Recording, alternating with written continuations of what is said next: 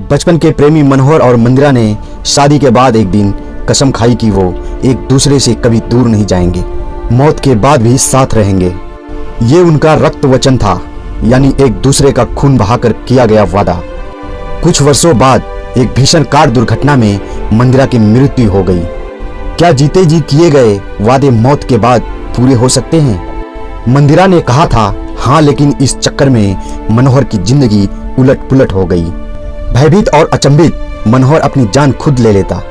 उससे पहले ही उसकी जिंदगी में आए 8 रहस्यमयी लोग जो अलग अलग हुनर में माहिर थे। तब नए सवाल खड़े हो गए। क्या सच में मंदिरा की मृत्यु हुई थी? वो हत्या थी या महज एक छलाव? जिंदगी, मौत और अस्तित्व से जुड़े प्रश्नों को नए अंदाज में उठाती एक मासूम, खिलंदर, रोमांचक और रूहानी प्रेम कथा। गीत चतुर्वेदी की लिखी कहानी सुनाता हूँ आज मैं आपको अपनी जुबानी। इस कहानी में एंड तक बने रहे, बहुत ही रोमांचक ये कहानी है। दोस्तों, चैनल को सब्सक्राइब करके बेल आइकन के बटन को हिट कर देना ताकि मैं इसका नेक्स्ट पार्ट जब डालूं तो आपको सबसे पहले पहुंच जाए। तो चलिए कहानी की शुरुआत करते हैं।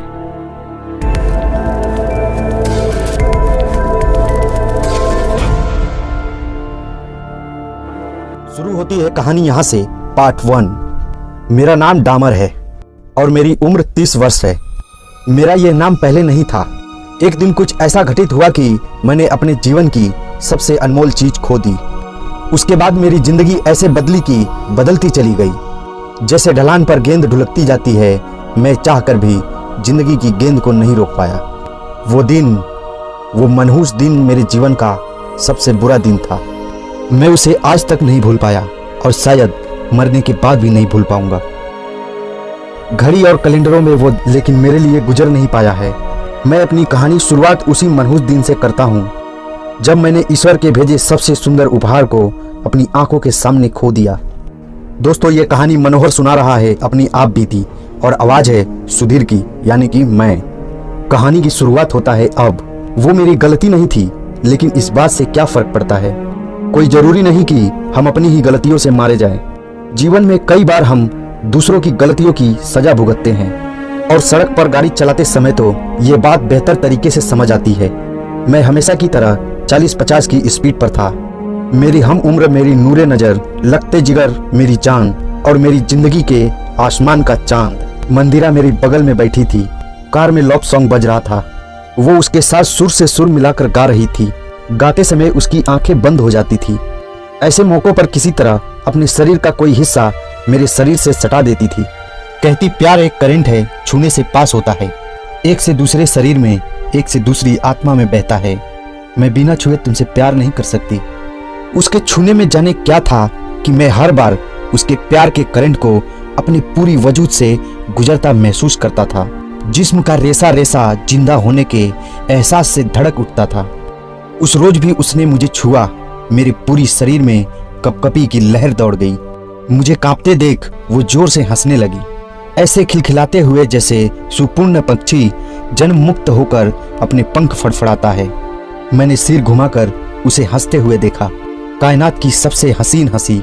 और ठीक तभी सामने से आ रही ट्रक ने अपना संतुलन खो दिया। मैं दूर से उसे आता देख रहा था। वो सड़क पर किसी भी आम ट्रक की तरह शराफत से चल रहा था। उसे देखकर आप ऐसी कोई आशंका नहीं कर सकते कि सीधी राह चलते चलते ये अचानक लहराएगा, सामने से आ रही कार को ठोक देगा और उसके बाद इस तरह निकल जाएगा मानो कुछ हुआ ही नहीं। लेकिन उस बदतमीज ट्रक ने यही किया। अचानक लहराया, मेरी कार की दाहिनी हेडलाइट वाले किनारे से टकराया। धड़ाम की भयानक सी आवाज आई। मेरी कार पहले मुड़ी, फिर पलटी, फिर गुलाटी मारकर सड़क पर पेड़ से जा टकराई। इतने देर में मुझे कहां कहां चोट लग गई पता भी नहीं चला। बस इतना याद है कि उस एक क्षण मैंने मंदिरा की ओर देखा था।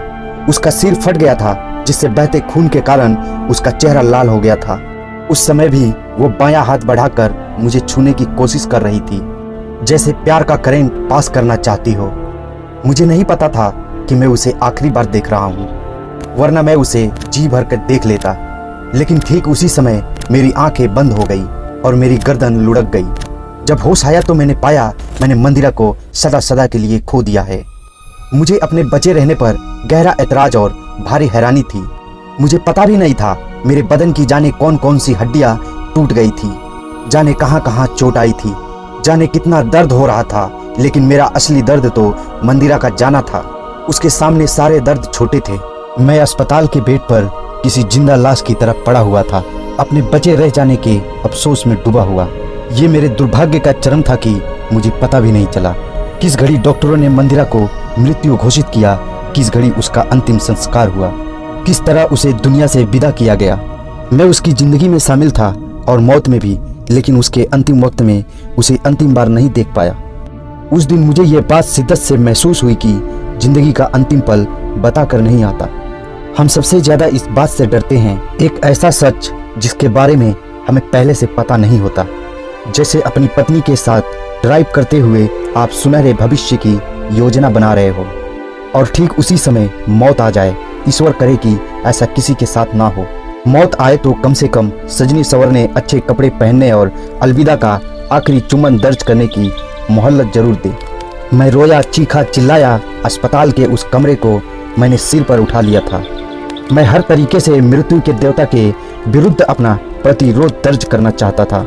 डॉक्टरों ने मुझे नींद का इंजेक्शन लगा दिया। मंदिरा की मृत्यु से दुखी मैं मृत्यु जैसी ही एक गहरी नींद में सो गया।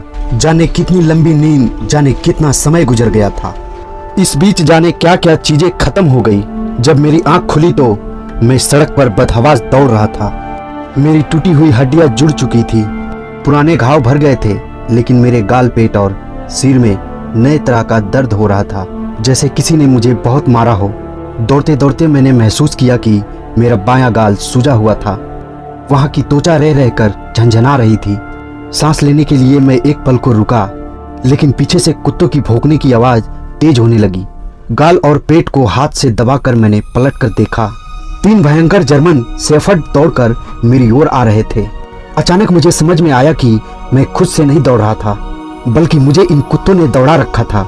मैंने एक बार फिर अपने भीतर की पूरी हिम्मत जुटाई और खुद को बचाने के लिए दौड़ लगा दी। अगर मैं इन कुत्तों के हाथ आ गया तो ये मुझे फाड़ डालेंगे। मेरे शरीर के साथ साथ दिमाग में भी तूफान दौड़ रहा था, लेकिन मैं कुछ समझ नहीं पा रहा था।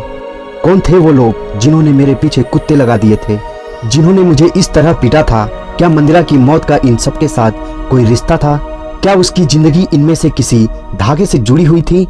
क्या अभी अभी मेरे हत्या का प्रयास हुआ था? कुत्ते मेरे करीब पहुंचने वाले थे, जबकि मेरी टांगों ने जवाब देना शुरू कर दिया था। कोई चमत्कार ही मुझे बचा सकता था। तभी सफेद रंग की एक सेडान चीज की आवाज के साथ मेरे ठीक सामने आकर रुकी।